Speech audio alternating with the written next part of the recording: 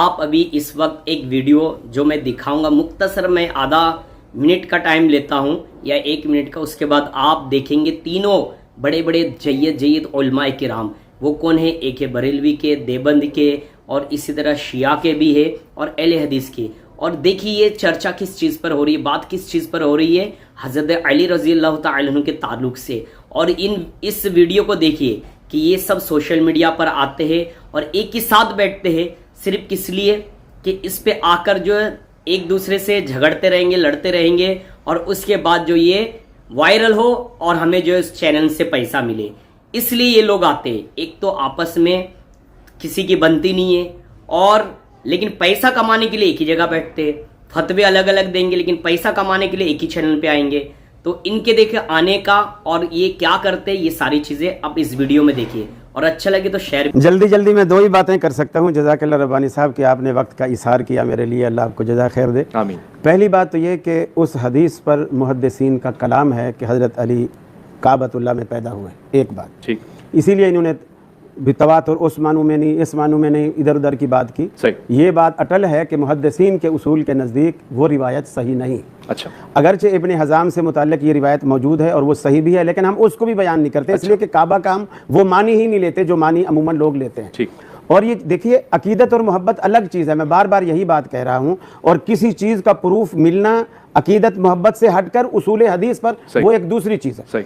لفظ کعبہ بڑا احاطہ رکھتا ہے. صحیح. جیسے جیسے مسجد حرام ہے، وہ مسجد حرام بیت اللہ کی 4 دیواری کا نام نہیں ہے. صحیح. اس کا دائرہ ایک وسیع ہے. اسی طرح کعبے کا دائرہ بھی، جیسے قرآن مجید میں آتا ہے ہدی بالغ الکعبہ، قربانی جب تک کعبے میں نہ پہنچ جائے. تو کیا قربانی کعبے کے اندر جا کے ہوتی ہے؟ نہیں ہوتی. کعبے کا ایک احاطہ تھا، بڑا دائرہ تھا. آج کل تو بیت اللہ کی عمارت بڑی وسیع ہو گئی ہے. اس زمانے میں اتنا وسعت باہر آبادی نہیں تھی، تو وہ لوگوں کے گھر تھے جو بیت اللہ کے قریب تھے، اور وہ پورا ایریا جو ہے وہ کعبہ ہی کہلاتا تھا. یہی مفہوم حضرت ابن حزام کے بارے میں ہے، یہی مفہوم سیدنا علی المرتضیٰ رضی اللہ تعالی. ایک بات. دوسری بات یہ ہے ڈاکٹر صاحب، ہم تعریف کسی کی عادت ہو گئی. 16 سال کا رشتہ ہے نہیں، تو اسی وجہ سے آپ ڈاکٹریٹ کر لینا تاکہ ہماری بات صحیح ہو. جزاک اللہ. تو دوسری بات یہ ہے کہ سیدنا میرے ذہن سے، اچھا وہ من کنتم مولا پہ بھی تبصرہ کرتے ہیں مفتی صاحب کے پاس، بس وقت مختصر رہ گیا. قاری صاحب من کنتم مولا، یہ بات عقل کے بھی خلاف ہے. یہ دیکھیے کہ اگر ہمارے گھر میں اس طرح کی جب زچگی کی کوئی بھی ضرورت پیش آتی ہے، ہم مسجد میں جاتے ہیں یا ہسپتال میں جاتے ہیں، تو سیدنا علی المرتضیٰ کے گھرانے کو اتنا بھی عقل مند نہیں سمجھا جا رہا. آخری جملہ کیا ہوگا؟ ٹائم تو پہلے ختم تھا آپ کے لیے، پھر ٹائم پیدا ہو گیا. یہ کیسے ہوگا؟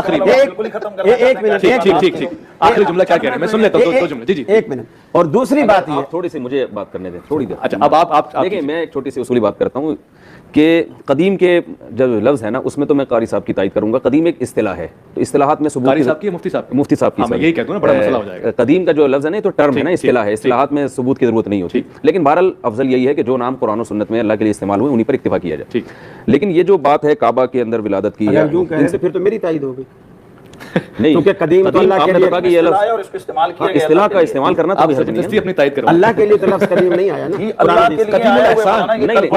قرآن و سنت میں نہیں آیا. تو یہی کہہ رہا ہوں نا، قرآن و سنت میں نہیں آیا. لیکن جب قرآن و سنت میں نہیں آیا تو نہیں، اس کے لیے صحیح کا لفظ بھی نہیں ہے. پھر آپ کہاں سے کہتے ہیں کہ اصطلاحات ہوتی ہیں نا اس کے لیے ثبوت. تو دیکھیں اصول یہ ہے کہ جیسے حضرت ابو طالب کے ایمان کی بات ہوئی، نام تو حضرت ابو طالب کا ہم سب احترام سے لیں گے، لیکن یہ جو ہم روایات پر جب بحث کرتے ہیں نا، تو روایات پر بحث میں ایک اصول سب کے نزدیک متفق علیہ ہے، وہ یہ کہ محدثین کے اصول پر، اور محدثین نے اپنے اصول پر اس کو صحیح قرار بھی دیا ہو. صحیح. اب جیسے بخاری مسلم میں اگر کوئی روایت ہے تو ٹھیک ہے، ہم اس میں بہت ساری سقم نکال سکتے ہیں کہ یہ فلاں تھا، لیکن امام بخاری نے ان چیزوں کی بنیاد پر حدیث کو مسترد کیوں نہیں کیا؟ نہیں کیا. اس کا مطلب یہ کہ یہ حدیث صحیح ہے. اس پر تو اجماع ہے کہ بخاری اور مسلم کی حدیث اس کو کہتے ہیں متفق علیہ. متفق علیہ کا مطلب اس پر اتفاق ہے صحیح ہونے پر. اور ایمان کا جو مسئلہ ہے کہ جیسے انہوں نے کہا کہ بھئی ایک احتمال بھی اگر نکلتا ہو نا ایمان کا تو ہم اس کو ترجیح دیں گے جب پہلے کسی کا ایمان یقینی طور پر ثابت ہو جائے. ثابت ہونے کے بعد پھر ہم ذرا سی باتوں پہ کفر کا فتویٰ نہیں لگائیں گے، حتی الامکان اس کی تعویل کی کوشش کریں گے.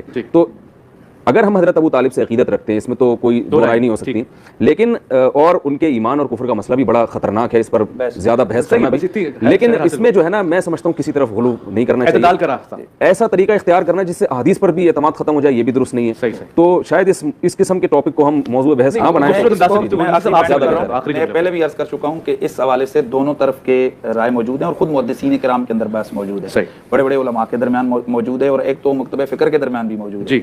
ہم اس حوالے سے کہتے ہیں کہ قرائن اور شواہد، ابھی مولانا مفتی طارق مسعود صاحب یہ بھی تسلیم کریں گے کہ جن روایات میں بخاری اور مسلم میں ان کی بات نہیں کرتا، یہ ان کا جواب ہے، ان کا میں جو آخری بات کروں گا وہ ہے، وہ تسلیم کریں گے کہ وہ روایات میں والدین رسول ان کو بھی شامل کیا گیا ہے. اچھا، یہ تو اور حالانکہ ان کے جو بزرگ ہیں مشترکہ طور پر آئی ہیں، روایت بخاری مسلم کے اندر ہے، تو ان کے بھی بڑے کئی بزرگ ہیں، ہمارے بھی سارے بزرگ ہیں، وہ تو بڑے تم تراک سے ایمان کی بات کرتے ہیں، حالانکہ بخاری اور مسلم ہے، ٹھیک ہے. لیکن ہم آخری بات جو ان کے لیے اور جو وائنڈ اپ بات ہے وہ یہ، ہمارے بھی بہت سارے لوگوں نے عدم کی بات بھی کی ہے، عدم کی بھی کی ہے اور اس طرف بھی کی ہے. میں نے اپنی بات کی ہے کہ حضور کی قربت محبت، جس طرح امام آلوسی نے فرمایا کہ ان کے اگر عدم کی بات کریں گے تو اس سے اہل بیت کے جو سادات ہیں ان کے دل دکھیں گے. تو اس حوالے سے قاری چونکہ دونوں طرف کے نقطہ نظر موجود ہے، انہوں نے اپنا بیان کر دیا، میں نے اپنا بیان کر دیا، جو جس کو جو اچھا لگے. بہت خوبصورت. جو بات آئی ہے ولادت مولا مرتضیٰ کے لیے، شاید قاری صاحب نے بہت زیادتی کی ہے آخری لفظ میں کہہ کر کہ کیا اہل بیت کے گھرانے کی عورتیں ایسے حالات میں باہر، میں کہتا ہوں ان کی جسارت ہے. یہی لفظ پہلے اپنی زبان سے کہہ چکے ہیں کہ صحیح روایت کے اندر حکیم بن خزام کی ولادت کعبہ شریف کے اندر موجود ہے، یہ صحیح سند کے ساتھ روایت حدیثوں میں موجود ہے. تو میں پوچھنا چاہتا ہوں کہ کیا یہی الفاظ اس صحابی رسول حکیم بن خزام کی والدہ کے لیے آپ بول سکتے ہیں؟ اور علی کی ماں کے لیے کیسے یہ لفظ آپ بول سکتے ہیں؟ پہلے پڑھیں اور تحقیق کریں کہ کس طریقے سے یہ ہوتا تھا. ہوتا یہ تھا جو 15 رجب المرجب ہے، متعدد محدثین کرام نے لکھا، اس زمانے کے اعتبار سے یہ اہل عرب کی عید کا دن ہوتا تھا، اور یہ اس حوالے سے ہوتا تھا کہ ان کے لیے کعبۃ اللہ کا دروازہ کھلتا تھا، یہ مردوں کے لیے ہوتا تھا. اس سے 1-2-3 دن پہلے چونکہ یہ دن وہ ہوتے تھے کہ پورے دائیں بائیں سے لوگ اکٹھے ہوتے تھے اور ان کے لیے کعبہ شریف کا دروازہ کھولا جاتا تھا، لوگ اپنی محبت اور عقیدت سے اندر جاتے تھے. عورتوں کا بھی وہی معاملہ تھا اور یہ سال کے بعد دروازہ کھلتا تھا. اچھا، اب ایسے حالات قرائن یہ بتا رہے ہیں نا کیسے باہر نکلیں، تو اس کو محدثین نے جواب دیا ہوا ہے، اس کو پڑھ کے آئیں آپ. وہ فرماتے ہیں کہ انہی ایام میں ہر عورت کی یہ خواہش ہوتی ہے کہ یار میں ایسے موقع پر یہ سعادت حاصل کر لوں. تو حضرت فاطمہ بنت اسد چونکہ وہ خواتین کے ایام تھے کہ ان کے لیے دروازہ کھولا، وہ بھی تشریف لے گئیں. اب یہ ایک جس کو کہہ لیں کہ قدرتی امر ہے، کئی ان کی بھی خاندان کی رشتہ داروں میں کئی عورتیں ایسی ہوں گی جو بازار سودا لینے گئی ہوں گی اور اچانک کسی رکشے وغیرہ پر بیٹھ گئی اور معاملات ہو گئے تو اسپتال چلی گئی. اب ان کو کوئی پوچھے کہ ایسے موقع پر تم کدھر گھوم رہی ہو، تو یہ وہ اس حوالے سے تشریف لے گئی. حکمت خداوندی کا تقاضا یہ تھا کہ وہیں پر ان کی ولادت ہو گئی. تو میں یہ کہتا ہوں کہ اس انداز سے رد کرنا، دیکھیں تاریخی حوالے سے میں پہلے کہہ چکا ہوں، جو مفتی طارق صاحب نے جو واقعہ بیان کیا تم اپنی تلواریں لے کے آؤ، یہ حدیث صحیح میں موجود ہے، نکالیں سند. ابو بکر وہاں کھڑے تھے، عمر وہاں کھڑے تھے، بدر میں، احد میں، کیا یہ حدیث کے اندر موجود ہے؟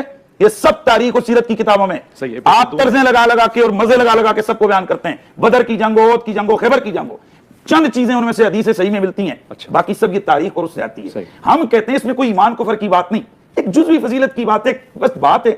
سوال یہ پیدا ہوتا ہے کہ یہ تسلیم کر لینے سے ہمارے کون سے عقیدے پہ ضد پڑتی ہے، ہماری خرابی کیا ہے، ہمارا مسئلہ کیا ہے. کیا اس لیے کہ حکیم بن خزام کی والدہ کے لیے وہ مانے تو ان کی فضیلت، وہ تو محدثین نے لکھا ہے، اس کو تو چیلنج نہیں کر سکتے. اور پھر یہاں اتنا بڑا محدث امام حاکم، پوری کائنات میں حاکم ایک، یہ حاکم نام نہیں ہے، حاکم رتبہ ہے. جس طرح حافظ یہ حدیث کا رتبہ ہے، حاکم یہ رتبہ ہے جس کو لاکھوں حدیثیں یاد ہیں. حافظ ذابی کا اصول یہ ہے کہ میری تلخیص کو دیکھو، اگر میں تلخیص میں رد کروں تو پھر اس کی طرف ہے، رد ہوا ہی نہیں ہے. حافظ ذابی نے یہاں پر مستدرک الحاکم میں اس جگہ پر رد نہیں کیا ہے. تو جب یہ ایک تاریخی بات ہے، کوئی ایمان کفر کی بات نہیں، تو اس کے اوپر بندہ اتنا ایکسٹریم پہ جائے کہ حضرت علی کی والدہ کے بارے میں اور اس پاک خاندان کے گھر کے بارے میں اس طرح کے الفاظ، یہ میں قابل برداشت نہیں آپ کے لیے، لیکن نقطہ نظر ان کا لے لیا تھا. ان کی بات یہ ہے، وہ کہہ سکتے ہیں کہ بھئی ہمارے نزدیک نہیں ہے، وہ ایک مکتبہ فکر اہل حدیث کی نمائندگی کر رہے ہیں، اوکے کلیئر ہوگا یہ اہل حدیث کے لیے الفاظ کا استعمال. ہمارے دیوبندی علماء، ہمارے علماء، ہماری تاریخ کی جو مستند کتب کے اندر تاریخی بات ہے تو تاریخ کی کتابوں سے نکلے گی. حضور کی ولادت کے تذکرے ہیں، تاریخ کی کتابوں سے نکلیں گے. حضور کی ولادت کی تاریخ کے حوالے سے اختلاف ہے، یہ کہتے ہیں 12 ہے، دوسرا کہتا ہے 8 ہے، تیسرا کہتا ہے 9 ہے، تاریخ کے اندر ہے نا، حدیث کے اندر تو نہیں ہے. ٹھیک ہے, اگرچہ ہمارے پاس صحیح سند کے ساتھ 12 ربیع الاول کی روایت موجود ہے, اس طرف بھی بات کر سکتے ہیں, لیکن میں عرض کر رہا ہوں کہ اس طرح متعدد اشیاء اور چیزیں ہیں جو تاریخی حوالے سے ہیں, تو تاریخ کے لیے تاریخ ہے, تو تاریخ کی متعدد کتابوں کے اندر 100-150 کتاب کے اندر یہ چیز موجود ہے, تسلسل لکھے ہوئے ہیں. آپ کچھ کہہ رہے تھے اسی حوالے سے. میں صرف اتنا عرض کر رہا تھا کہ میری بات کو غلط رنگ دیا جا رہا ہے, غلط رنگ سے اس کو ابھارا جا رہا ہے.